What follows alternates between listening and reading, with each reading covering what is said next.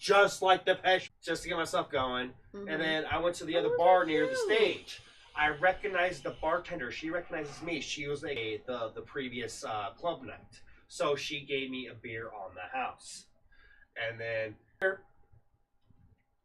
then I was talking to her about like, hey, I got this entertainer wristband. What does that do for drinks? And she's like, well, for the bars here outside of the venue, nothing.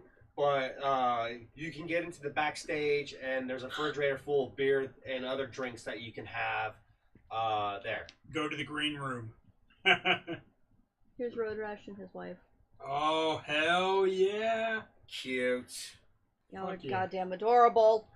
That person. I'm like, okay, cool. Me, I've never been backstage in Ace of Spades before. I was a little nervous trying to go in there. How was I backstage at Ace of Spades before you? I don't know. Oh, God. Because I haven't really gone... The only time I've really gone to Ace of Spades by myself was basically that and maybe a concert prior to. Other than that, the only times I've been to Ace of Spades was with my parents. Gotcha. So as much as Commodore is well-known, DJ Carney Robber... Yes. I would say that he's humble and that he doesn't always... I don't abuse puff power. his chest and be like, I'm getting in here now. No. Good it's very point. much like, is it okay? Is this cool? Yeah, I'm not that type of person that abuses his power or something like that. You do not. Like, it was just more like, oh no, because I was doing that stuff way before you did that. Okay, that would be why. Thinking like, should I go backstage? Like, am I gonna be okay to do that? Is that? I mean, I guess I could. I have this, but who knows? So, anyways, I overheard a conversation of these two cougar ladies right next to me at the bar, and they were talking about things like in the '80s and shit. Because that was basically the big thing of the night. Because a lot of these tribute bands were big bands from the '80s. So I kind of threw my two cents in the conversation. And they liked what I had to say, and they wanted to hear more. So we had this huge conversation in regards to things that were in the 80s, even though I was never around in the 80s, technically, because I was born in 1990. Well, I was raised by people who straight up 80s. So, like, I learned a lot about the 80s because that's what they knew. Yeah. So I went by what I was raised on by that. Yeah, your parents aren't that much older than me. No, they're not. No, because they had me at a young age. Yeah. So they were really impressed with that, and they as they were finishing their drinks, they kept buying me drinks as they finished their drinks. So I was accepting their drinks, and then finally they decided we want to get closer because the next band was coming in. Get closer for the band. So I said my goodbyes. Finished the last drink. I'm getting I got a good buzz going in now. So I got that liquid courage. Yep. To attempt to go into the backstage of this venue. So as I walked to the door, the doorman for that was a mutual friend of mine. We went by his last name, Kelso. So. Oh, fuck yeah. Yeah. I like that. So, like, I met him, the first time I met him was when me and my mini-me, Gonzo, went to the King Diamond concert. Okay. He was with us. He went to the concert with us, too, because he loves fucking King Diamond. But as me and mini-me are wearing our black metal corpse paint shit, this guy dressed up as Peter Criss from Kiss. Nice. Like a jackass.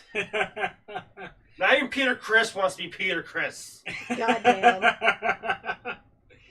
Dressing up as Peter Criss is some true Kiss dedication. Yeah. Well, you got to be willing to take the beating. Well, not only that, it's a big inside joke between the whole feud between Kiss and King Diamond. Yeah. So there was that. So like I went up to Kelso like, hey, I got an entertainer badge. Can I get to the backstage, please? And he was like, yeah, just go to the left and just knock on the door. They'll let you in. So I'm like, cool. So I go over there. I knock on it. Nothing's happening. So I'm getting concerned. I'm like, is this where my journey ends? This is how it ends. Just me in front of the door for the rest of the night. So I test out the door handle, see if it's unlocked or something. And sure enough, it was unlocked. So I opened it up. Okay. I poked my head out and I see the drummer from Just Like Heaven, he was sitting down hanging out with a bunch of people, and he sees me poking my head like, hi. And he's like, Carney robber, get in here. Oh shit, nice. So I'm like, oh, okay. So I go in, and he's like, yeah, we're all upstairs. There's a fucking fridge full of beer. Go ahead and have some. I'm like, okay. You ain't got to tell me twice. So I go in the fridge. It was full of all this bullshit IPA stuff. I would have drank it.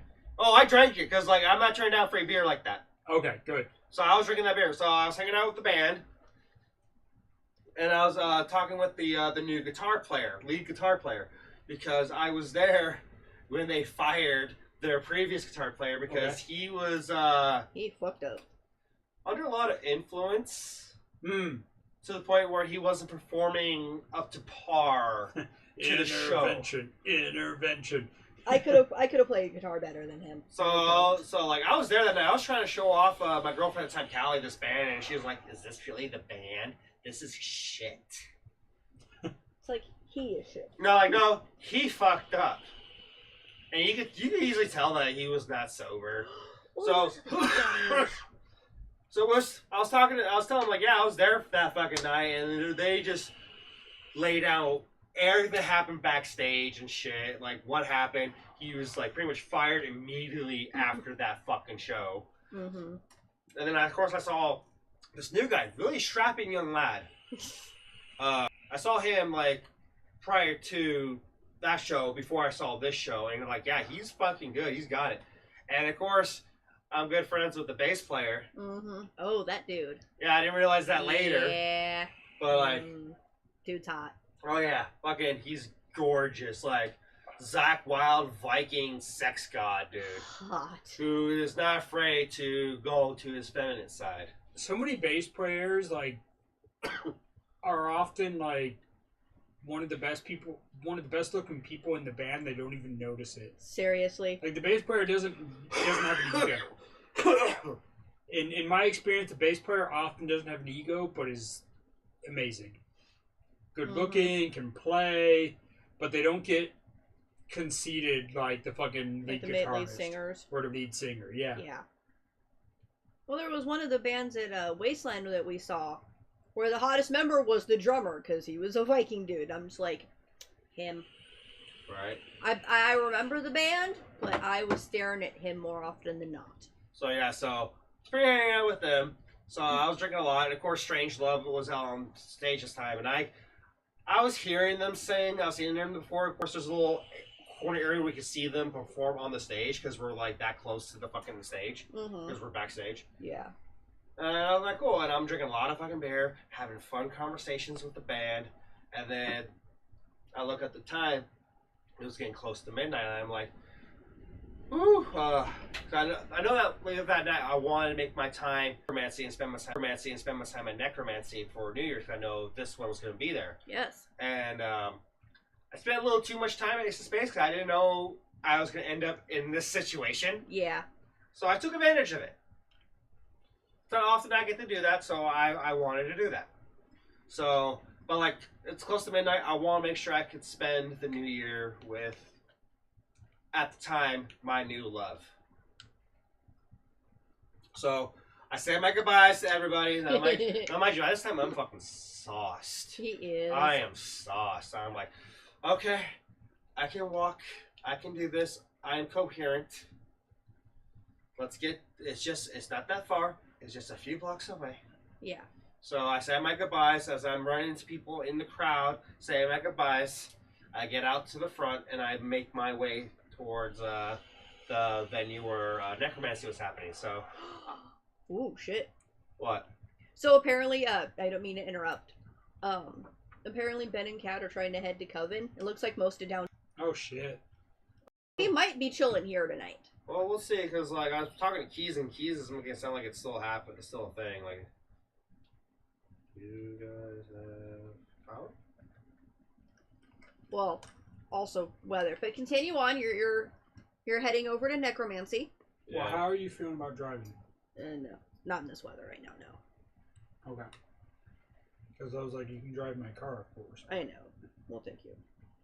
I'm parked on the street because the gate was bugging. Yeah, we couldn't get up. I DJ for her, so she's like, oh, hey, Danny, and she already starts pouring me my beer Yup. before I even can say anything. I'm sure that was Misty, yeah. Yeah. Oh, it was Misty. Yeah. So I'm like, oh, cool, and she's like, you get one more after this. I make a drink, and I social, I do my thing, and then, yeah, fucking, by the end of the night, I was going to be riding with my, with an ex who's seen a new person after a new person. Ow. But me, I got really superstitious with this person yet because I didn't really know him. He kind of gave me, so I wasn't. I was drunk. I was superstitious, and I was like, I don't want to ride in this car. And I saw Ducky and Figment walking by, like, hey, can you take me home, please? They're like, yeah, I kind of figured as much. So come on in. Yeah. So I got in, got home. After I got home, I got very fucking hungry. Mm-hmm. I didn't work the next day, so I was like, I'm making nachos. Yeah. So I was like, no, I'm gonna go live. So I went on Facebook, went live, had a good amount of viewers. And then, I remember I was hanging out in my room, and then once you came in, because of you making the nachos and going live, like, you were loud enough to make me come out of my room and be like, oh, you're home. Cool. Yep. I'm gonna go back and watch some fucking Netflix or whatever. Yeah. Side note, I'm feeding the truck. Yes. All right, sounds like it's dying down now. Okay. Plausibly. Continue on. So yeah, I do my nachos and they're watching. And I'm like, oh hi babe, I just got home. And they're like, we know, we drove you. You posted that and Ducky fucking cracked up laughing. Yeah. Like, oh my god! The nachos were amazing, by the way. Of course, you were okay. Because I'm pretty sure, like, well, this is all about the story how you made nachos. So how were the nachos? They were great. They were good. You make damn good nachos. I do. I'm a good cook. Yes, you are. I was gonna say, don't finish it all because we gotta do. I know. How are you on your beer? About there. Okay. So kill it now. Well, like I said, we'll finish it when we call it a show. That's what I'm saying. Yeah. So, thank you all for coming out tonight. Well, no one. Those of you that are watching. Well, like I said, I will post this. Yeah. I will stitch together a video that we have. It's a weird night. It's a weird way to end the fucking new year. Yeah. So I will just say, fuck you to Mother Nature. Right. And I'm gonna list just a few other things on my list here, just because I hope that they will inspire other people. I'm not gonna go through the whole thing, but a couple other things I want to list is we've talked about this before, but I'd like to make some upgrades to the show. We'd like to put together our Amazon wish list. We'd like to get some new microphones. My resolutions is upgrades for Wasteland Talk. Another resolution is to build a bigger, better briefcase computer. That won't happen necessarily immediately, but our briefcase computer does pretty well, but it doesn't mean that it couldn't use some upgrades. So eventually, if I could build a brand new one from the ground up, and knowing what I know now of how things fit and how we can make it all work, it'd be really fun to have a second one. This one can go more into like a backup, because one of the problems I'm having right now is my main desktop took a giant shit on me, and I've been using the briefcase computer as my desktop. So if we can have another briefcase computer that I can put some more upgrades into, then this one can kind of fall into the backup of the backup type of thing. Mm-hmm. Another thing would be I would like to make more merchandise for Wasteland Talk. I would love to do t-shirts and stickers and shit for us. Oh yeah. I would like to do Wasteland Talk bottle caps. That would be fun. So we can hand them out to fans who greet us and say, hey, I watched the show. We can just hand them a bottle cap and be like, thank you for watching. Yeah. I would like to spend more time with my Wasteland friends outside of Wasteland. That'd be a fun one. This is a big thing. So I've talked about this before, but if you've been to Wasteland and you've made good friends at the event, if you can, spend time with them outside of Wasteland. Because I will tell you right now, they are some of the best and most generous and most awesome and amazing people you will ever meet. And if they live local, or even if they don't, if you can hit them up and do a video call or whatever, invest in the friendships you've made through this event, because I've met some of the most amazing people through this event. I met Commodore through Wasteland. Yeah, and look how this has all turned out. Right. And I met Bex through Commodore, of course. Yeah. And we were going through this whole story about, like, so I remember when it was fairly early on into their dating, and Commodore was like, hey, so, my new partner is kind of stuck and kind of doesn't have a place to stay. Can they stay here? And for me, I was just like, well, you guys are new, but if you want to take the risk, I'll take the risk. Yeah. Because my point at the end of the day is that I trust my friend here. Yeah.